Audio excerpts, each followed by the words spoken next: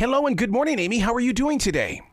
Hello, Arrow. I'm doing very well. How are you doing? Absolutely fantastic. I'm so proud of you for writing this book, and let me tell you the reason why. I'm a daily writer. I've been daily writing for 30 years. I believe that we as authors are given stories by way of our experiences in life. And have you not done that with this Attack of the Black Rectangles? You've taken something in your life and you've created a story. I have. It's pretty much what I do with all my books, indeed. But this one, it was really verbatim, right? You know, somebody asked me once, well, why did you use The Devil's Arithmetic by Jane Yolen, as the example of a book, that's censored? And I said, because that's the actual book that was censored, and it was censored the exact same way in my child's classroom. And it was a question I wanted to ask. Like, I still am curious, why those words? Yeah. Why those passages? And why would you choose to do that to a book about the Holocaust? There's just so many layers of questions. But yeah, this is exactly what I do. It's what I do pretty much with all my books, Sarah. And thanks for having me, by the way. Nice to meet you. Well, I've been waiting to talk with you because I want to talk about that censorship, because even as a podcaster, I do fear that I'm going to say something, or one of my guests is going to say something, but the interpretation is going to be, oh my God, take him down. We've got to close him out. Well, Arrow, I mean, you've got to remember that most of the letters I get that are unkind about my books, or that say that they should be censored, start with this phrase. I haven't read the book, but. So that's the first part you need to understand about a lot of things. And so a lot of people don't read the books. In fact, most of the book bans you're seeing in America right now are really being instigated by 11 people. So it's sort of, it's really a sort of more of a fervor of doing what you're told versus actual intellectual decision making, right? And so, even Attack of the Black Rectangles, it's been out for 2 years now. This week is its paperback release, but it's already been censored and it's already been banned. And so it's sort of, and there's no curse words in it. There's nothing. It's a middle grade book that's wholesome and lovely, but it's about censorship. And so right there, it's been banned for that reason. And it's about kids who go and fight censorship and use their voices to be able to say, whoa. I want to be able to read this book, and the words you crossed out, we already knew those, and why would you cross them out? Wow. And they had more questions, because they're children, they're curious. We're so used to lying to children, and in a way, in this book, it also talks about the other black rectangles we put on our lives. Like there's Mac. He's got a really abusive, erratic dad. And people put a black rectangle over that all the time, make excuses for the guy, say he has some mental problems, whatever it is. It's just like, no, actually, the guy treats his kid terribly. Like, can we just talk about the truth for once with young people? Because they already know it. That's like trying to teach a kid that it's okay to lose. You didn't win the baseball game. Yeah. You didn't get the trophy. I'm sorry, but you're going to have to work harder next year. I mean, yeah, because we all just want to be, use your words, be positive. But see, what I love about your book is that I recently spent some time with Martin Luther King Jr.'s granddaughter, and she's all about activating the voice. And is that not what this book is about as well? Give those people who are hiders, who are dreamers, an opportunity to be and have a different view. Yes, and that's exactly it. And we have to. I once got onto a radio show and someone said, let's just cut to the chase. Which books do you think should be banned? Oh, God. And I said, no books. And she was like, come on, you're either on this side or this side. I'm like, no, there is no side. I'm on the side of books, and that's all books. And they're like, and then she threw out like this one really she actually threw out Mein Kampf. And I said, oh my gosh.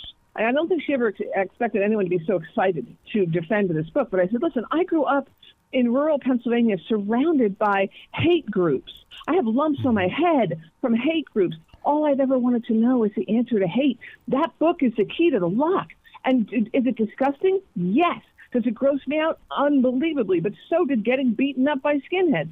I can at least understand where it came from if I read it. The whole idea is to read differing views to figure out who the heck you are. Yeah. I read books I didn't like. I read books I didn't agree with. I read characters I'm like, I don't want to be like that person. In fact, half the influences in my life that made me who I am were meeting people that I didn't want to be anything like. Wow. Right? And so you meet those people. You can't avoid those people. I was born into a family with a few of those people. And I was like, I don't want to be like them. I'm going to be like this. I'm going to tell the truth. I'm going to do these things. And that's how I became who I am, was to be able to look at the things I didn't like, the things that hurt my feelings, the things that made me uncomfortable, and decide to be who I am. And as a young person, I made those decisions very young. Well, and doesn't that start with you as the author? Because I know there are times in my own published books that I would go into a paragraph and I'm going, that they're not gonna see it the way you do. You might want to pull back on that. In fact, my very first published book, before the editor, before they were saying, okay, let's do it, I went in there and eliminated every single dirty word. And if it sounded like a dirty word, if it looked like a dirty word, because I didn't want to come across that I was breaking the rules. Oh, yeah. No, you can't do that. No, I write, it's funny. How do I put this? I've been writing for 30 years. I still got to have other jobs to pay my bills. It's not to say that writing doesn't pay me. It does. But it's not one of those things that people think that it's fame and fortune. It's not. What it is a beautiful art that I love being able to do. I feel very fortunate to do it. But when I do it, I sure as heck don't lie to children. If somebody says the F word, somebody says the F word. Yeah. Now, for a kid, for this group, for middle graders, no, nobody says the F word there, although guess what? They do. That's where we all learned it. We all learned it in those ages. But a book with that is not going to fly. And that's cool. But I write mostly, my books are adult, young adult and adult books, or crossover books. So like I have a book coming out in 3 weeks. I didn't hold back at all. Heck no. Why would I hold back? I don't lie to children. I don't lie to children, and I don't misrepresent the world and life as it is to children. I don't. I mean, if they're watching television, I haven't watched TV in like 35 years, but I turned it on recently, and I saw some of the stuff, and I was like, I can't understand why we're censoring books. Like, well, like the television is bad enough. So it's so interesting. But what it is, it's a control technique. And that's what this is. It's a control technique, and it's really, honestly, it's based in homophobic, transphobic, and racist, white supremacist ideas. That's really what book censorship is at the moment in this country, and it's sad because no one's really just saying that. But again, I don't lie to children, and it's just something I don't do. For listeners, can we define what a banned or a censored book is? Does that mean that no child can even bring it in their book bag? No. Well, at the moment, what we talk about when we say banned books, and it's so interesting because I know several people who come from countries where they have, and I actually lived in Ireland for a while, where they banned certain books. Literally, nationally, you could not actually buy certain copies of certain books. Here, we're talking about specifically access to books in school libraries. Okay. And I want to talk about why that's important, okay? Now, I worked on boards in public libraries, and I, in fact, sat on challenges in public libraries. And shocked my other board members by saying, no, you can't censor that book. It disgusted me. Don't you worry. I was grossed right out by the racism in this one local publication, but I said, you can't ban it. It's just a slippery slope. If we say yes to this, we're going to say yes to the next thing. But anyway, when it comes to accessing books in schools, that is the only place most children can access books. I did not have a public library. I grew up in the middle of a cornfield in Pennsylvania. I didn't have a public library within 20, 25 minutes from my house. Wow. My parents were working very hard. I was never going to get there. The school library is the place that kids can access books. That's where they can go and look for the mirrors and windows and the things so that they can look in and go, oh, gosh, that's what it's like to be disabled, perhaps. That's what it's like to be deaf. That's what it's like to be. So there's a nice window into what other people experience, but they can also find books that reflect themselves, and that's so important. I have the one that changed my life in 8th grade, sitting right next to me here. It was a Paul Zindel book, and it was because I could see myself. And it's weird. I read it now, I'm like, really, there's nothing in it about, there's no teenage girls in it, there's nothing. But it was just a vibe that I was like, oh, gosh, I feel seen. And to feel seen is really important. So when we're removing specific books, and that's one of the problems with this rise right now in book banning, there are specific books on these lists. There are targeted groups of people. And so LGBTQ kids, they're out. No, none of those. It's like, look, you can't get rid of the people by getting rid of their books. All you can do is make them sadder. Why would you do that? But more importantly, this most recent ban, like this most recent push, has been incredibly racist. I mean, just locally, they banned those the little chapter books about who is this person, who is that person. They banned who is Martin Luther King Jr.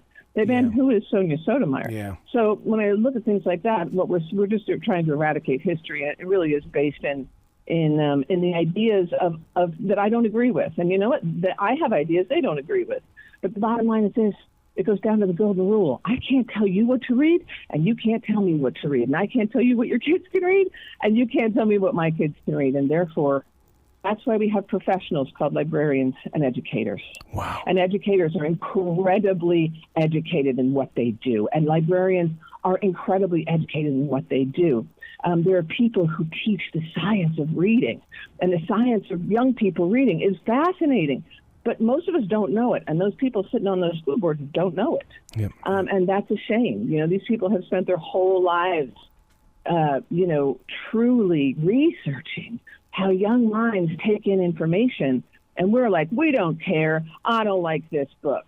That's not how it works. It's not how it should work. Not in a country like this, or the Constitution that absolutely protects our right to read and a right to access information at every age. Wow. Amy, you've got to come back to this show anytime in the future. The door is always going to be open for you. Holy crow. Invite me, Arrow. Invite me. I will. I will. Find me on the internet. Well, you be brilliant today, okay? Thanks so much. Thanks for having me, Arrow. And you go have an incredible weekend.